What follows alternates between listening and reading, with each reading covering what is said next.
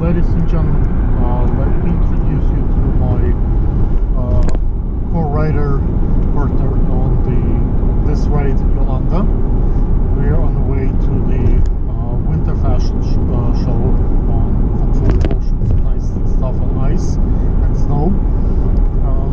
Yolanda does modeling. Not only she has other interests in life, like being in the army and at some point going to the Iraq, the Afghanistan, right? But also, like I said, interest in fashion, modeling. Let's find out what are her credentials and why do you do fashion? Why do you do modeling? Honestly, I do modeling to kind of find me and myself that I don't really get to experience every day as a single Can you speak up a little because this mic is not so good? Sorry.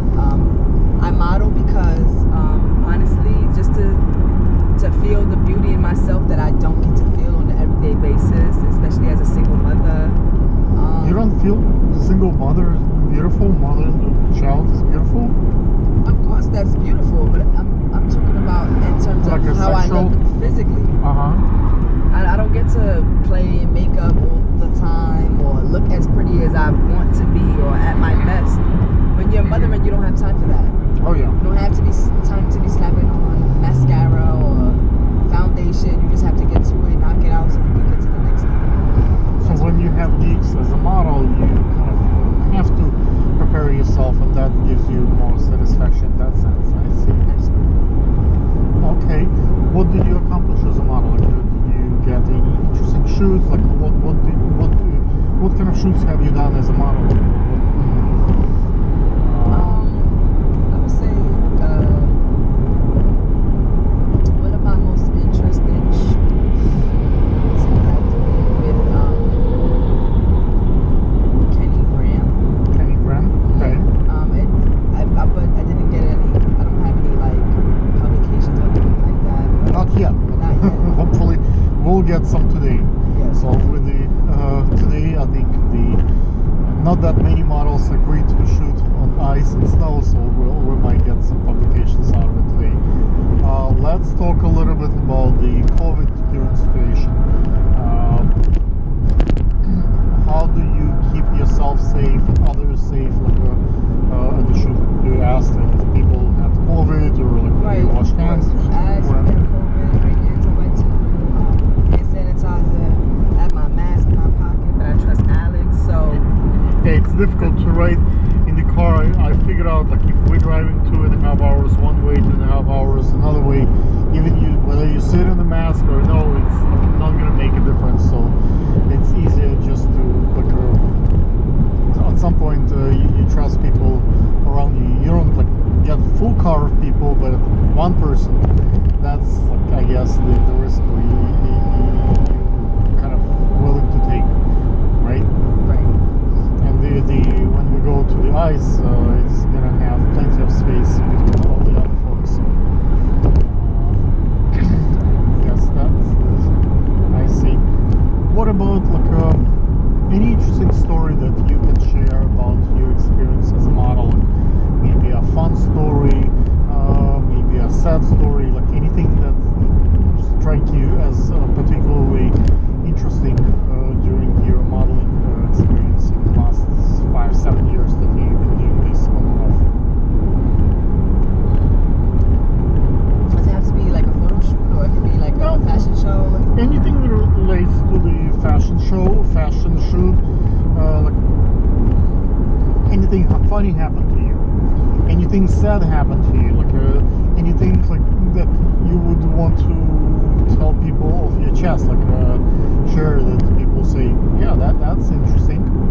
Okay, alright, so I guess it was my first fashion show. I can't remember who it was with, or it was just something that I just got into because someone asked. So I'm at this fashion show, and I didn't realize that the show was for an African print kind of thing, or the woman was doing African print and she only wanted a certain or specific looking kind of person. But I wasn't there to only to work with them or to walk for her. I was there for somebody else in the first place. When realized who I was, because I guess she didn't think, somebody probably just gave her a name and told her that probably would be good. And then when she realized that I wasn't of a dark complexion, she was just like, oh, you can't model this. Like, I have a bunch of other dark complected, not that you can't, but I have a bunch of other dark complected women and men, and you're like the only like light-skinned person, not to be like rude or anything, but you can't walk in this. And I was just like, really? How black do I have to be? Like, this is not enough for me right here. So I kind of felt like, you know, with the fashion industry, you really have to know your niche and stay there, kind of thing. Like, but that's how I feel. Like, know your niche, know where you're good at, know how you look. I don't know. Totally would agree with that story.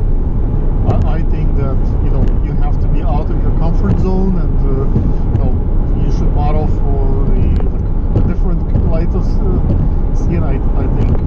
Wow, that's the story.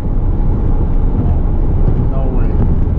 I don't think the color of the skin should define fashion. I understand it could be African. I don't think that it did define it, but I just felt like, you know, the lady was looking for a specific look. Yeah, I understand the specific look. You look, today we have an African designer at the ice, and it's African collection. There is not much ice and snow in Africa. And meanwhile, this lady wants to show her collection on ice. So I think when you go out of your comfort zone and show something different, you might find interesting appeal and a different palette of color and results. So people from Africa travel in Antarctica in cold space, so that's just because, you know, folks come from warm weather. I don't know. Okay, let's moving on. My next question to you is, what is the advice that you have